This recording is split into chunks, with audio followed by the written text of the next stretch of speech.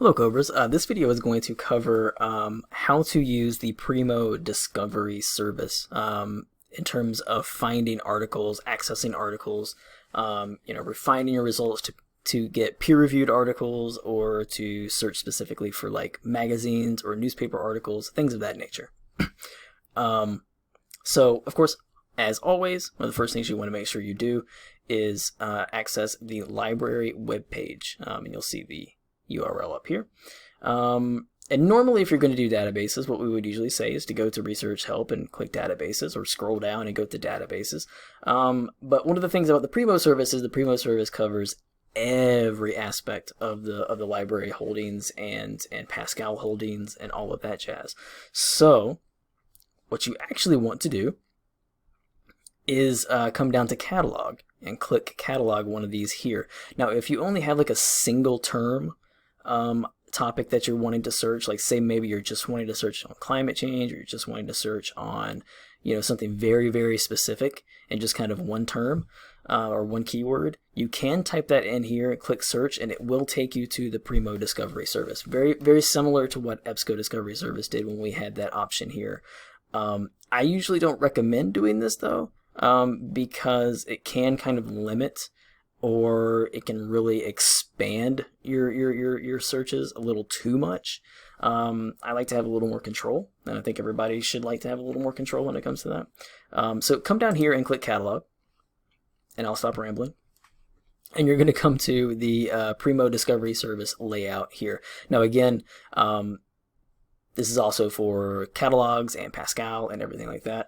One of the first things that I want to make sure that everyone starts to get into a habit of doing is when you come to this page, click sign in. You'll want to make sure you sign in to your Coker account, so that way you are guaranteed to have access to everything we have access to everything we're subscribed to, and that all the different resources that we can actually get to you. So that is super, super important to make sure that you do that first and foremost. Now, as you are searching, you will have other options to be able to sign in, but it's just easier to go ahead and get the habit of just knocking that out at the beginning. So you can do, again, a single term search. This is probably better if you're just searching for something within the catalog, like for a physical book or DVD or something of that nature. If you're going to search for articles though, make sure you open up the advanced search, and you'll see that you have all your different options for what you want to search for within Primo Discovery. What we are going to focus on, of course, is articles. So if you do that, now you are you're only going to be focusing on articles related to what you are searching for. And again, I'm going to make this very simple. We're just going to go with climate change. You can adjust your material types right up front. So if you're wanting to, switch this up, you can do that. Again, we are already specifying that we're wanting to search for articles, so we really don't need to do that. But if you wanted to specifically look for books or images or journals or things of that nature, then you would want to do that. But we're going to go ahead and do search for climate change. And as you can see, we get 1,503,298 results. We do not need all of those. But again, with a topic as broad as climate change, you're going to get something like that. Now, again, if maybe if you're focusing on like climate change in rainforest, or climate change related to a very specific species within the rainforest or within the oceans or some other biome, you'll be narrowing that focus a lot more, and it will actually bring your results down a lot, or at least it should, hopefully, and focus the relevancy of those a little more. But with something this broad, you're going to get a lot of results. But there are different ways that you can refine these results. So let's say we only want peer-reviewed articles. As you can see, we already have some that are popping up. And one of the cool things about Primo is that it does put this very much on the forefront, as opposed to what EBSCO did. Sometimes EBSCO, you had to kind of dig around a little bit to see if something was peer-reviewed. In this case, it's right up front telling you. But you can also come over here to your Refine My Results section, and you can refine it to peer-reviewed journals. All right. So if you apply that filter, it's going to knock that down. Now instead of like 1 million, we have 372,000, which is a huge reduction in terms of what you were getting, right? And so now you can come through here and you can try to find your peer-reviewed articles, right? So let's say, just check this one out. Click on that. It'll give you options. You'll see where you can view this online down here. As you can see, you're going to be going to another database. It will take you to that database, and then you come over here and you get access to the article, download PDF, all that stuff. And so it really depends on the database that it's going to send you to. Sometimes it will send you to an EBSCO database. Sometimes it will send you to a Gale database. So they're all going to look a little different, and you're going to access the article a little differently once you get there. But it should always take you to an article as long as it is available. And we have access to it through our subscriptions. If we don't, you are able to normally request any article that's found in these searches, either through Pascal or through our interlibrary loan request form. Those forms are going to be located on the website under our services and support section. So once you are here, again, you have your different options. You can email a lot of this information to yourself. You have the permalink, which is the link that you absolutely want to use to get back to this page.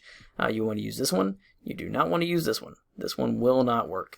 This will not bring you back to this page. Once you cancel out of it, you are lost. So make sure you are always using the permalink to get back. Here's your citations, so it will generate citations related to whatever format you want to use. And then you can get your citation there. You can also print out your article. Again, normally when you email it, it will send you citation information. It will send you the permalink. So I always recommend just playing it safe and just having all this information emailed to you. It's just easier to organize everything, keep everything together, and make sure that you're actually going to be brought back to the to the proper spot.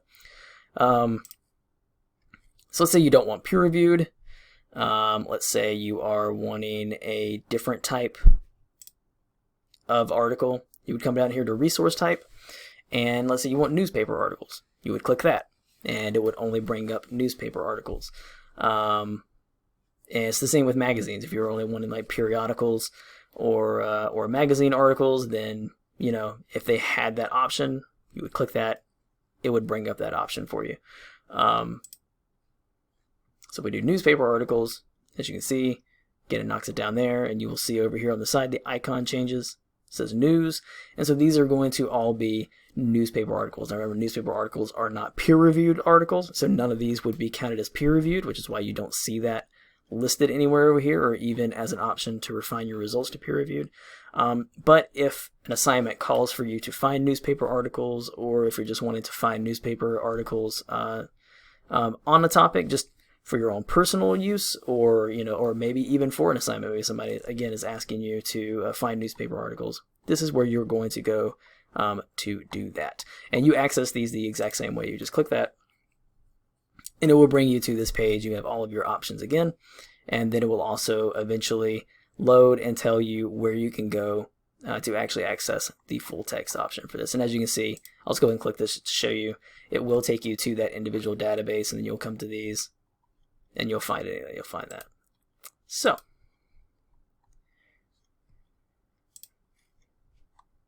that is the quick and dirty way to search the Primo Discovery Service. Again, if you have any questions or comments or concerns about searching this, I know it can be a lot. It can be a little frustrating.